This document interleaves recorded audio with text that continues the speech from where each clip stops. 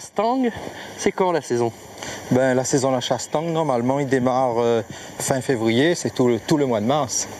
Parce que dans une période où il y a la chasse, soi-disant, elle est ouverte, mais les faux, c'est à partir du mois d'octobre où le tang il quitte l'hibernation. Mais en fin de compte, pour les braconniers, il est ouvert à la chasse. Mais dans la légalité, c'est au mois de février et mars. Il y a beaucoup de tang à La Réunion? Beaucoup de tang, il y avait beaucoup de tang. Mais à notre époque, il faut dire qu'il n'y a plus de tang. Parce qu'avant, un chasseur, il partait, c'était en une journée 100-200 tangs. Maintenant, c'est 10-20 tangs. Donc, on n'a plus. Alors, comment on connaît les lieux de chasse? Ben, disons qu'on n'a point de lieu de chasse directement. Le tang, il trouve partout. Le tout, c'est d'avoir un bon chien sous la main. Il faut dresser, il faut apprendre à aboyer. Parce que s'il aboie pas, il peut partir dans la forêt tout seul, tuer le tang.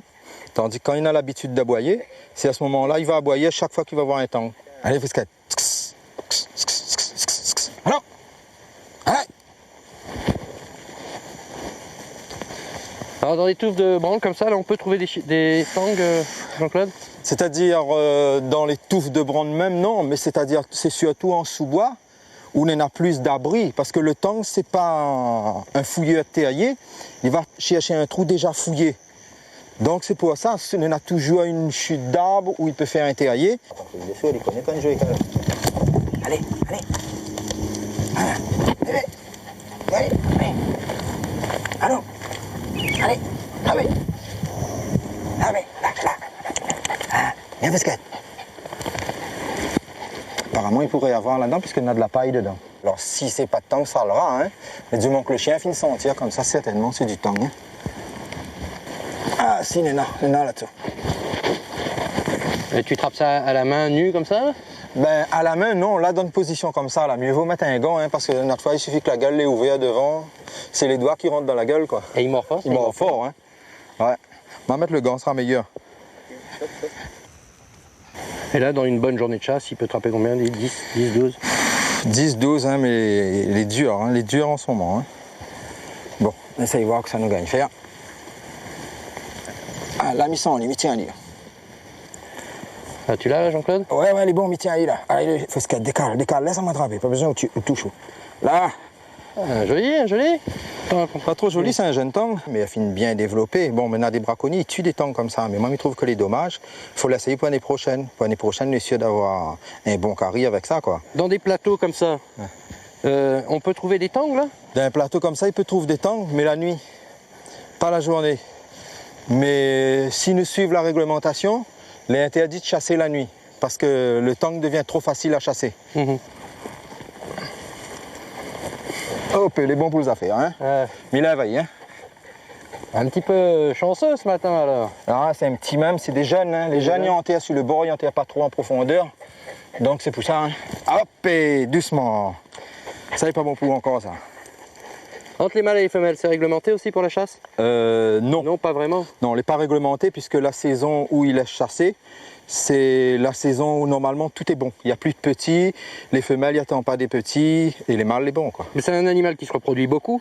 Il reproduit peut-être beaucoup. Normalement, on en a 24 tétines. Donc, en principe, il peut faire 24 petits, mais en moyenne, c'est entre 18 et 10 petits. Mais après, on a une sélection naturelle où Zati élimine tout ce que les plus faibles et Zati laisse les plus forts. Jean-Claude, la chasse est terminée. Il y a différentes façons de préparer le tang. Il y en a plusieurs façons, enfin ça dépend des goûts. Chacun a sa technique pour donner un petit plus, soi-disant, à notre cuisine. Mais disons, le tang même, c'est la cuisson. S'il est bien cuit, un tang, nous peut manger. S'il est mal cuit, nous ne mange pas. Maintenant, c'est vrai que nous peut faire en curry, en civet, à l'étouffée, c'est-à-dire mettre toutes les épices dedans avec la viande, fait cuire à l'étouffée. M'a déjà fait même mariner dans du vin. Même de la rillette de tang, il peut faire. Les petites pâtes, il peut servir ça. Hein? Tu mets dans le carré? Non, pour faire des pendentifs avec. Ah oui. Sérieux? Sérieux? Ouais. Nature ou fumée, Ça aussi, ce sont des spécialités particulières, ça donne des goûts différents?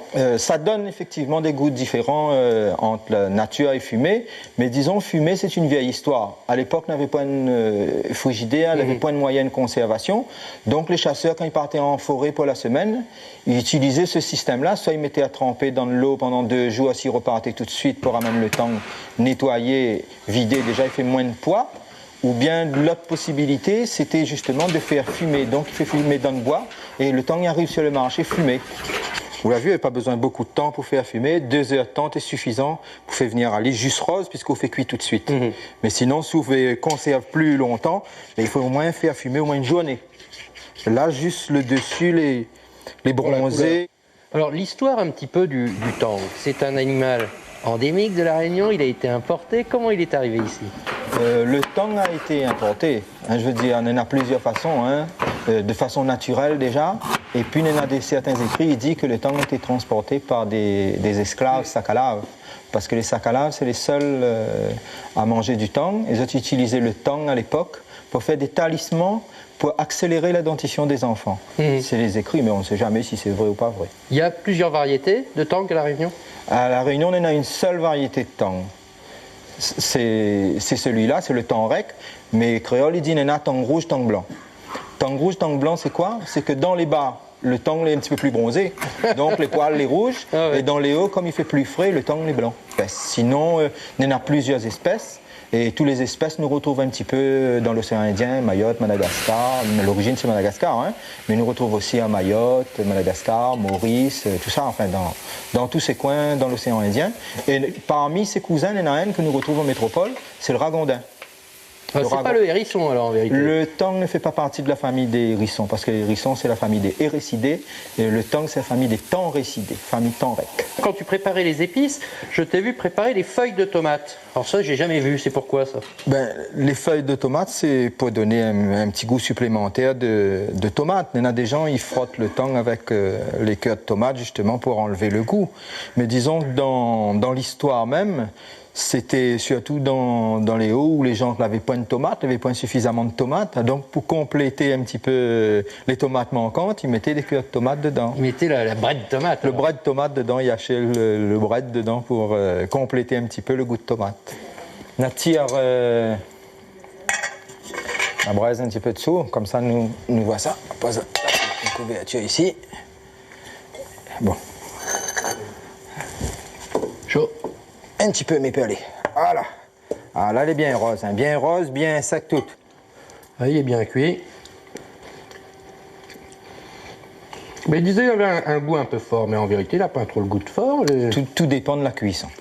Ouais. S'il est bien cuit, le goût ne peut pas être fort. Mais même avec le gras, là, il est plutôt bon. Le gras, tout est bon. C'est pour ça qu'il mange avec les doigts, parce qu'on gagne plus facilement le morceau pour manger. Voilà. Et bien, mesdames, messieurs, moi je vous souhaite bon appétit, c'est carrément un régal. Merci Jean-Claude pour ce super curry de tang. Ben, pas de quoi, maintenant on a allé dedans avec le feuille banane, avec le riz, le feuille banane, tout. Voilà. Tradition, maman, tradition.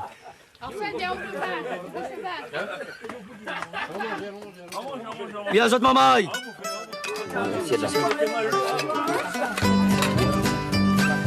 un peu de tout. Non, il n'a pas.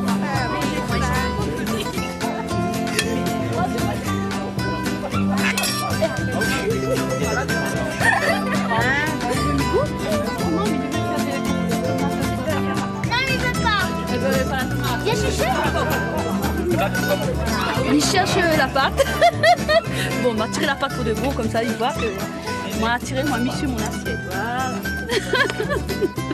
Tu veux vous connaître? Allez, on voit Allez, un bout, un bout. petit Mais mettre ça un peu gras. Ah oui, aime le gras. Tant pis pour le cholestérol. Hein, tant pis pour dire alors. Un petit morceau de pomme de terre, hein? Allez, on va y aller. Allez, encore un petit morceau de pomme de terre, voilà. Après, on a encore de caridi, hein? On passe par la suite, hein? Allez, par là-bas, c'est, allez. Allons. Allons par ici. Alors, couvre-le. Essaye ça de là. Ça là? Un petit peu moins. Ouais. Aussi? Ah bah, ouais. Envoyez. Tiens, une vedette, c'est vraiment. Allez, bon appétit. Merci.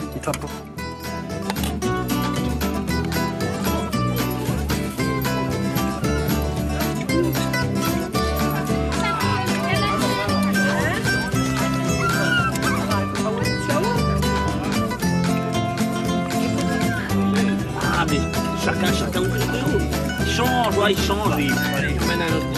Ah bah au moins.